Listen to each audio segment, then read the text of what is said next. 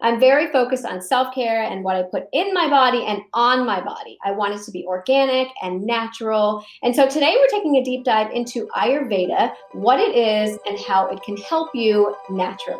Good morning, everybody. This is Wake Up Well. All right, my guest today is Dr. Shivani Gupta.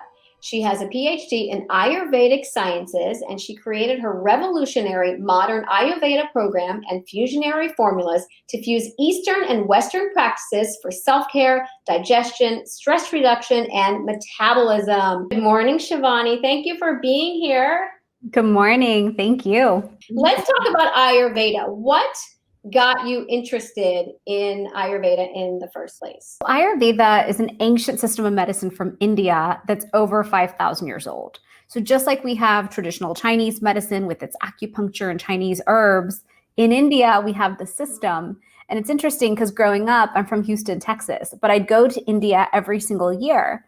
And I'd go and I would just think this is this crazy place we travel to every year so my parents can see their family and I can see my cousins. And eventually, as I was growing up, as I had different health issues of my own, when I was there, I started looking around and thinking, wow, my grandparents give me all these remedies.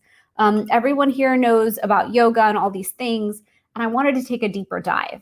And so by the time I got to college and I had all my own health issues going on, I had really bad gut health because of antibiotics use that I had done.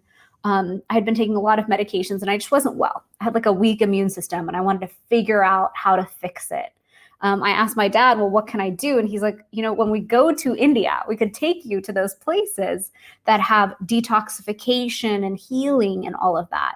And it's by going to those places and deep diving into Ayurveda that I was able to fix my gut health, boost my immune system, get my health on track, and feel good again.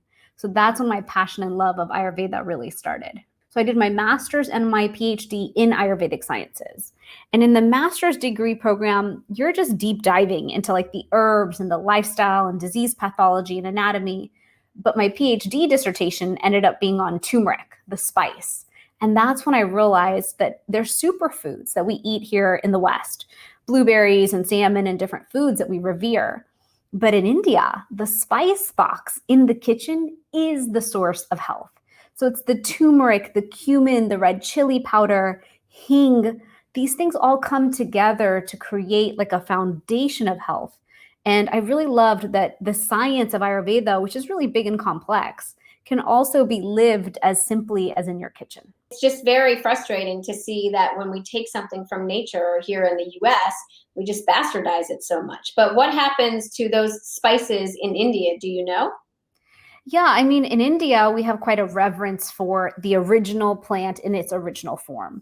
And even though modernization and westernization has happened globally, we can see this trend of going back to the roots. In India and Latin America, I see it happening all over the world, where people are saying, wait a minute, we see that agriculture and all this stuff improved from your technology, but we're also seeing the repercussions in health and chronic disease and autoimmune conditions. So let's try going back to the way it was.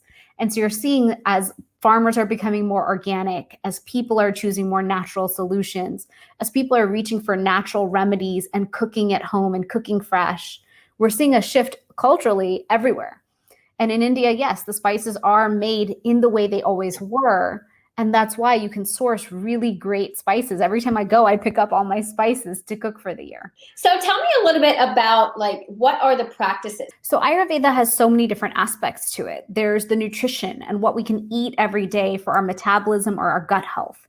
There's yoga and meditation and pranayama, which can really relax us and reduce that stress, which is causing gut health issues and so many other health issues in the body. And then we have detoxification protocols that are really intense. And we encourage everyone to take 21 days and really detox the body every year, preferably at the intersection of seasons. So whether you do that all at once in 21 days or you break it up into 7, 7, and 7, it's your choice.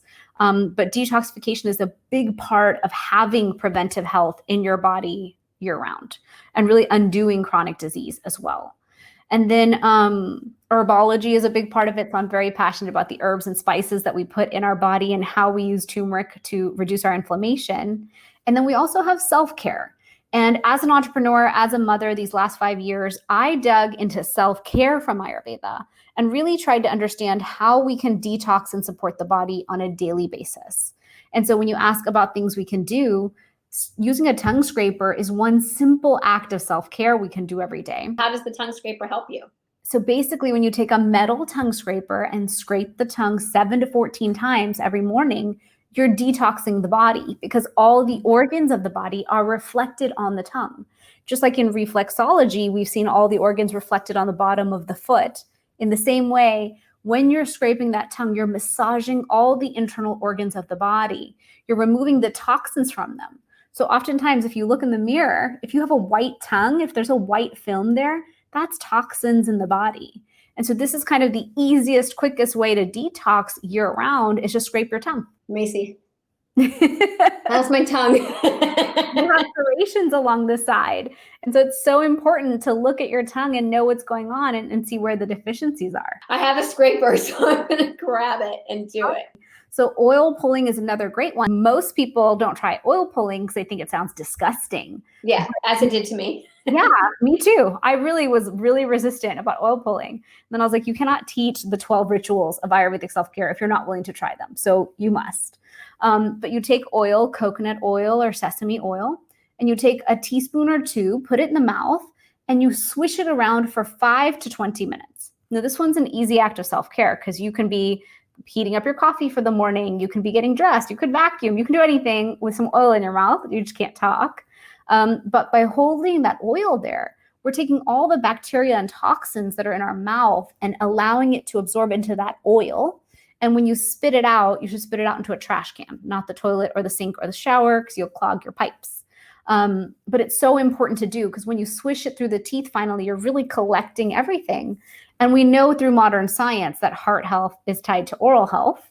And I think we'll see all, throughout the future sciences that prove things, that truly oral health is tied to so much more. One question I would have about the oil pulling, I've always wondered, is what about your teeth? Does it affect the enamel or anything? Like if I go to a dentist, are they going to say stop oil pulling? No, I mean, we eat oil and we eat food. It's a food grade thing you're doing. You're not taking a chemical and harshly harming the teeth, right? Yeah. In Ayurveda, we actually love oil. We love it. I was just doing a consultation with someone today and I said, you need more ghee in your life. Get ghee, eat it. Get ghee, use it in your cooking.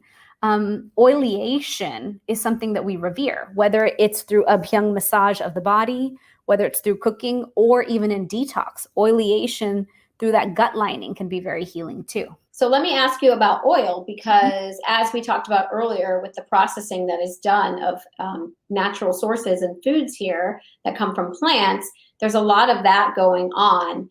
What about the oils that you're putting in your mouth? How can you be sure that they have not been processed in a way that is going to harm you? It's a good question. I try to be so careful about how I source everything that I use, whether it's the herbs, the spices, the cleaning products, the personal care products. So when it comes to oil, it's about buying the highest quality oil you can find. So I typically go to my health food store. I'll buy it organic. I'll buy it in a smaller bottle as if you're buying something more special, more pure.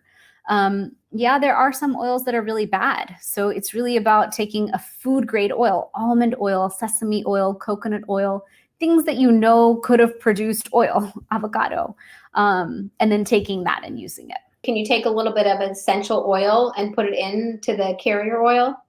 You can. Anything that'll help you do the act, I think, is better than not doing it. So if mint will make it minty for you and then you'll do it, totally fine. We know that so many essential oils are food grade as well. I want you to walk me through your day. So what do you do from morning to night? And this is all in the Ayurvedic practices. What does Dr. Shivani's day look like? Okay, I'll give you an ideal day. So in an ideal day, I'll wake up, I touch the ground, touch my forehead and say thank you to Mother Earth for another day, really grounding myself to the earth first, and acknowledging that we're lucky to have yet another day. I'll wake up, use the restroom, and go straight to my meditation corner. Because I find if you wake up too much or you start reading your phone, you have too much going on. And so before my mind wakes up too much, I just go and I sit in my meditation corner. I light my incense, light my candles, sit in meditation and prayer, and really attune to what I want. whether it's for the day, the week, the month. Once I've had that time of centering, then it's time to start the day. I have to get ready, and then the kids have to get ready. So I'll typically wake up, brush my teeth, and I probably won't get any other self-care acts done for the day other than the tongue scraper, because we have to get out the door. But on the journey out the door, I have all my stuff lining up for the day. So I'll already have lined up my workout stuff, but I'll have my tea heating, my ginger lemon tea I'll be getting ready while I get their stuff done. I'll have my light breakfast ready. I'll pack my lunch so I know that I'm getting a proper lunch and proper snacks. Because in Ayurveda, we teach you have to have your 3 meals per day. You have to eat snacks when you need them. And I typically am packing all my tea and honey and hot waters for the day too, based on what I'm doing. I'll have a proper biggest meal lunch during 10 to 2. We call that the pitta time of day, when it's high sun. So I'll have a grounding lunch. Every day I have high tea at 3:30. So I will pause, I'll have my tea, and I teach something called tea time is me time, because I think we have such a busy world now. We never pause to really just calibrate with ourselves and see, how do I feel? What do I need? Am I hungry? Am I tired? And really collecting peace in the middle of your day. So I'll have my tea time, I'll have a snack with it, and then that'll, ease me right into the evening time. I'll eat my proper healthy dinner. And then once everyone's settled, I'll ease into my evening rituals. So that's where I'll take an hour and I'll do oil pulling, dry brushing, uphyang massage, take a nice shower or a hot bath, and really ease the body into bedtime. Use my essential oils, take my sleep tea. And everyone knows I really revere the 10 to 2 rule that Ayurveda teaches us. We must be sleeping from 10 to 2. That's when the body is detoxing and healing and able to purify. So by 10 o'clock, I want to be asleep and ready for my 8 hours of sleep for the night. And then I start over. That's immensely impressive. But it's not only just impressive, it has worked for you. You have been able to transform your life. You said earlier that you had problems as a child. Did you have some of those in your adolescent and adult years as well that led you to be more in practice with your Ayurvedic? For sure. I have a weak immune system, and I have had one since I was a little kid. And so because I was always getting sick in high school, especially, they would just give me prescriptions, like really strong antibiotics. So by the time I got to college, I had a health issue in India. And again, they threw tons of antibiotics, tons of medications at me. And eventually my stomach just wouldn't work. I couldn't have most of the foods I wanted to have. I couldn't drink orange juice, all the foods I was used to. And so I really stopped and asked, what's going on here? What are you doing to me? I was sick, but you gave me this stuff and now I'm sicker. I'm not okay with that. So I went on the journey of really healing myself, but I truly do have to treat myself like a person who doesn't have like a barrier. Like I don't have an immune system that just defends me against everything. I have a system that has to be calibrated and tuned daily based on what's going on. So that's why I do what I do, because if I don't, I will fall sick. It's very easy for my body to fall sick. I truly believe that our body is always speaking to us too. That when I put things in my body that I shouldn't be eating, that are processedy, that automatically I feel it, my skin knows, my skin breaks out. It's like everything is always trying to teach you within your body of what works for you and what doesn't. And so that's like why I, thought of having you on today, because I feel like with Ayurveda, it is a way to naturally bring that body into as much homeostasis as it can possibly get, rather than what you said, taking the pills that the doctors are going to give you for those type of things. And I'm very much about mind, body, spirit. Use it all in conjunction. Go see your doctors, but work on your mindset, and then make sure that you're working, with your soul and your spirit. And I feel that Ayurveda takes all of that into account. Is that correct? It does. So Ayurveda is really about prevention. It's the science of life. That's the meaning of the word Ayurveda. So it's designed to really show you how to live a life in true balance with the intention of longevity, balancing mind, body, and spirit. So even when we were studying it, I was so impressed with how much acknowledgement there was of spirit. And in a year like this one, or in a time period like this, it's so important that we really focus on gut health, inflammation, immunity, stress, and how we're going to balance it all with spirit, with our mindset and how we're going forward. And so that's why I find Ayurveda to be so powerful, because you can constantly calibrate in all these different areas of your life. And then you feel so good that whatever you want to create, whatever you want to do, you have the energy for it. What if somebody is only doing a few? Like, what if they're only doing 3 or 4 of those things? What if they're doing meditation, tongue scraping, oil pulling, and sesame oil on the skin? If they're missing all the other components, they're not doing the tea and the detoxification, are they missing the point? Should we be doing it all together? That's actually another thing that I love is in Ayurveda, we teach that it's all about what you're willing to do and what you're able to do. It is not about perfection. And I think right now our society wants to put that on us, that we have to be perfect to get the result. And that's simply not true. I really think it's about the intention. So when I teach self-care, I'm teaching you self-love. Take care of yourself every day because you love your own body and you want to feel good. So whether you do tongue scraping in the morning and say, I am doing something good for myself, or you meditate and you're like, I did something good for myself, all of those things add up to greatness. And each person's greatness is different. Each of us need different things. My husband needs 0 self-care and 0 of the things I do, and he has great health and can run miles at high speeds, right? So we all have a different body. And if we understand our dosha, our mind-body constitution, and how to calibrate to it, then we're all set up for success. And you actually teach this. You have a course that people can take so that they can get all of this great wisdom much more deeper than me just, sticking my tongue out at you. So that's fusionarymethod.com. Tell me about that. Sure. So this year, I really wanted to show people that we can take the time to deep dive into our own health, into our self-care, fix our gut health, reduce the inflammation, get much better sleep, support our metabolism to achieve our goals.